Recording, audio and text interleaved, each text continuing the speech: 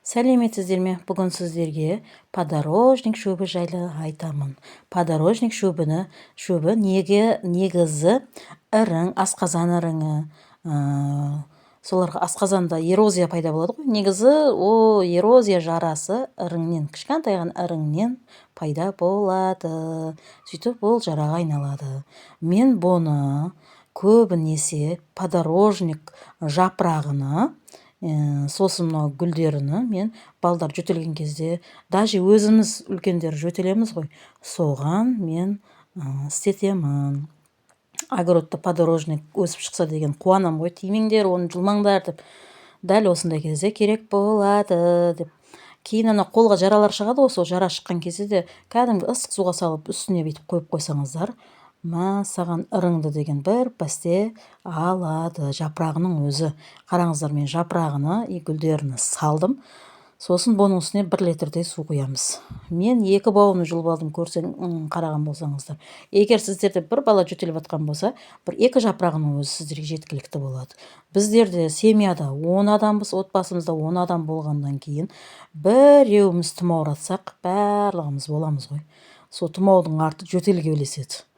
Тамақ іріңдеу, солай мұрын бітелу, соған өте бір керемет бұл. Қараңыздар, 1 литр су құйдым, сап-сары болып суы шықты. Бұның бір ерекшелігі, бір қайнаған кезде бар ғой, бір көпіріп қайнайды. Сол көпірген кезде кәдімгі ішінен өзінің нелерін шығарады, витаминдерін, подорожник. Кейін беруден алдын мен уже подорожникті өшіріп қойдым. Баламның тамағы қатты құрып, ангинасы шығып жатқаннан кейін пиязды бөлемін. Дәл осындай кішілеу пиязды бөлем, бұдан да кішілеу болу керек. Пиязды бөліп, шамалы бір газды жағып, жылытып аламын. Кәдімгі күйдіріп сияқты. Күйдіргенде кәдімгі не қылмаймын. Сырты қызып, бір өзінің нелері әдем болады, осын істеп көріңіздер. Кәдімгі осы жұмсарады. Жұмсарғаннан кейін мен бұның үстіне вазелин жағамын.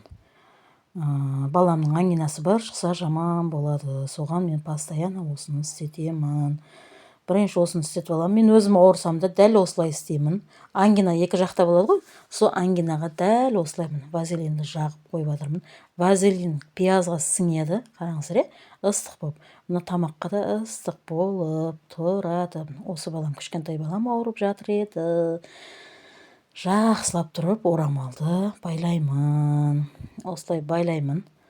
Кешке осылай илажы болса өзі шеш демегенше, кешке жатар кезге обязательно 1-2 сағаттан кейін бұл аптаста дейді. 2 сағаттың ішінде ангинаның несі бар ғой, кәдімгідей сорып алады ғой. Сосын мен подорожникті беремін. Подорожникті ішіп жатқан кезде жылап ішеді балам. Ай деп. Қараңыздар, подорожник ішуі. Бұл 100 грамдай құйдым мен. 100 грамдай құйдым. Қараңыздар. Енді деп жатырмын ғой. Ішіп алды сен, жүрегім айнап жатыр деп иісіне.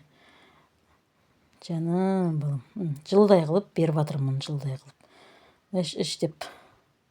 Ем болсын, балапаным. Сіздер де дәл осылай істеп көріңіздер. Әрі жөтел кетеді, әрі пияздан 2 жағына қойғаныңыз ангинаның ірің дегені бірден жойылады. Ал ем болсын.